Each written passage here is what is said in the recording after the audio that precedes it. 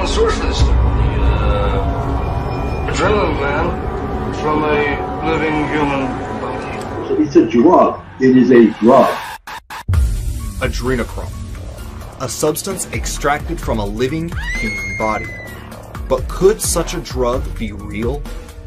According to numerous independent researchers, not only is it real, many of the Illuminati elite are addicted to it and will stop at nothing to satisfy their depraved demand. Said it would take me higher than I'd ever been in my life. Join me as we dive down the dark rabbit hole of Adrenocromo. She said to my ear, "I'm going to drink your blood."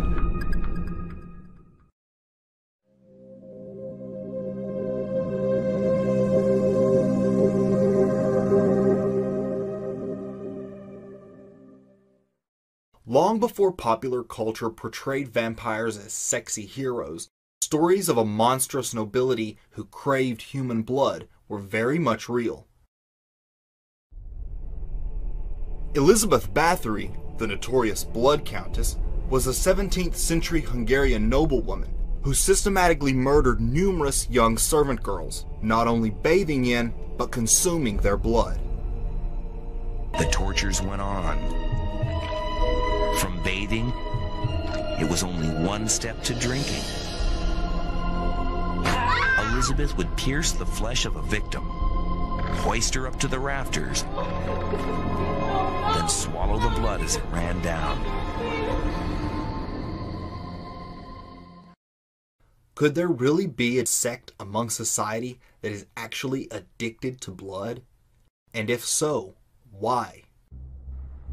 Deeper research shows the reason might lie in a certain hormone which floods our bodies during times of intense fear or excitement, adrenaline.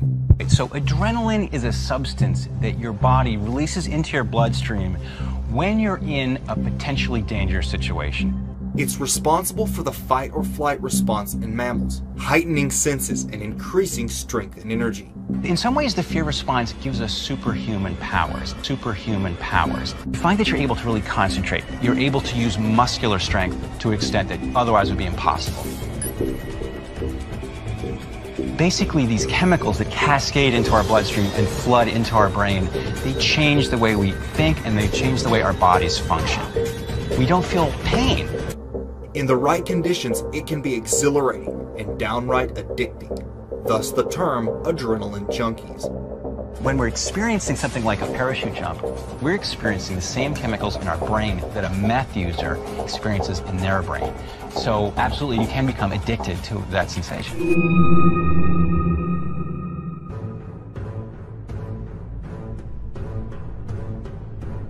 Whether human or animal, blood sacrifice has long been part of the rituals of many cultures, and it was discovered that after consuming the fresh adrenaline-saturated blood of a terrified victim, participants would experience a type of high off of the adrenaline, which could include increased senses, hallucinations, and feelings of euphoria, sometimes assigning a supernatural causality to the effects. Eventually, the precise timing was worked out, so that the victim would be killed at the moment the maximum amount of adrenaline had been pumped into the body. This knowledge was passed down through secret societies, ancient mystery schools, and intergenerational satanic cults. When they torture the children, it causes a physical reaction of the endomorphins in your body to just increase because of the terror and the pain. So when the Satanists drink the blood, they actually get like a chemical, a high, like a drug high from the blood of a tortured victim. These entities are feeding off human energy.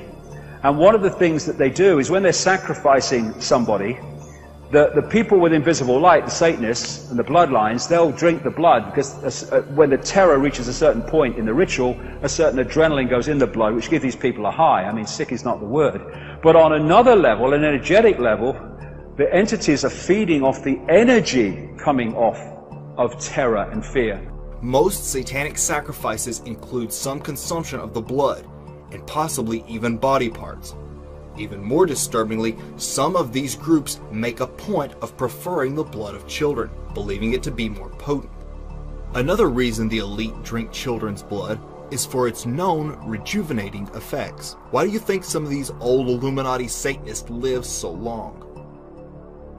It turns out that drinking children's blood is an anti-aging device. This is just really sick and disgusting, but it's a fact. It's a chemical fact. And if you drink adrenalized children's blood, which is to say you terrorize the child, not just with sodomy, but with torture and with other satanic ritual things. If you adrenalize the child's blood before you kill them and drink their blood, this is a doubly effective anti-aging device. You can also harvest children's bone marrow. So children are being killed for their bone marrow as an anti-aging device for the elite. I don't make this stuff up. It's gone on throughout history. This is not new. Today, many of the satanic elite are addicted to drinking adrenalized blood. Any animal that is tortured at the time of its death secretes all this adrenochrome. And that is this power. It's a drug. It is a drug. And these people are addicted to it. And because they call upon interdimensional demonic forces or to help do their bidding, they also believe anyway that they have increased power. And perhaps they do. Numerous survivors have attested to satanic sects engaging in ritualistic consumption of adrenalized blood, experiencing a high from the adrenaline.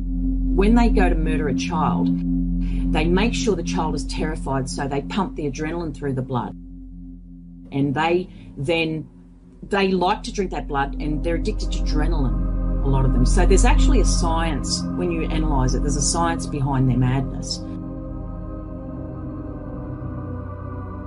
According to researcher Kurt Barker, author of the book Cannibalism, Blood Drinking, and High Adept Satanism, well-organized cult members systematically abduct people, torture them to adrenalize their blood, harvest that blood, and drink it.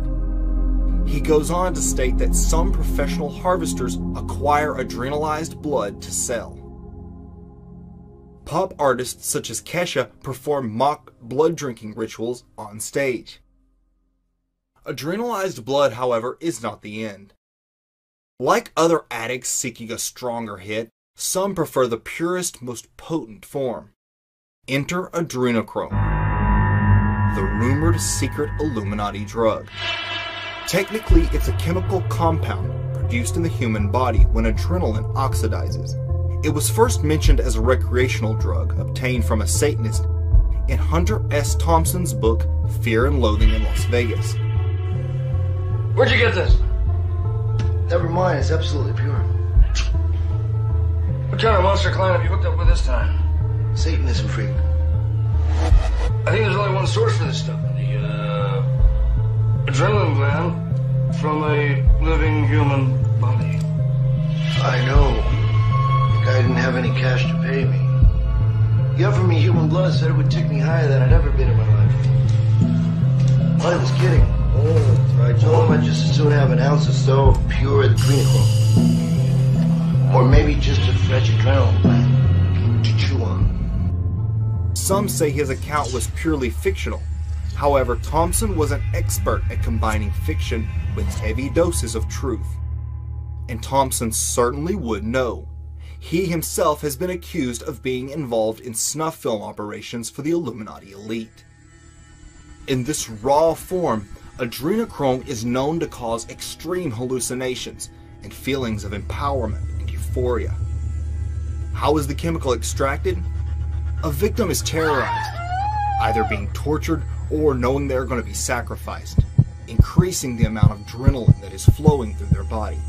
They are then killed, and the adrenochrome is collected with a syringe from the base of the neck or spinal column. According to researcher and author Fritz Springmeier, a human victim only produces around 10 cc's of adrenochrome, so once it's collected, the drug can be sold on the deep black market and corners of the dark web at exorbitant prices. Pop culture has provided strong hints that this secretive drug could be a real thing. In his book A Clockwork Orange, English writer Anthony Burgess listed a substance called adrenochrome as one of the drugs that could be added to his fictional Milk Plus. Stanley Kubrick later chose to make this as a film, and some researchers have speculated it's about adrenochrome. In 1982, British rock band Sisters of Mercy released a song called Adrenochrome, which mentions the mysterious substance several times. So what do you guys think? Was Hunter S. Thompson giving us a little dose of reality? Could this be the real reason behind all the legends of vampires and other blood drinkers? I'll be eager to see what you think in the comments.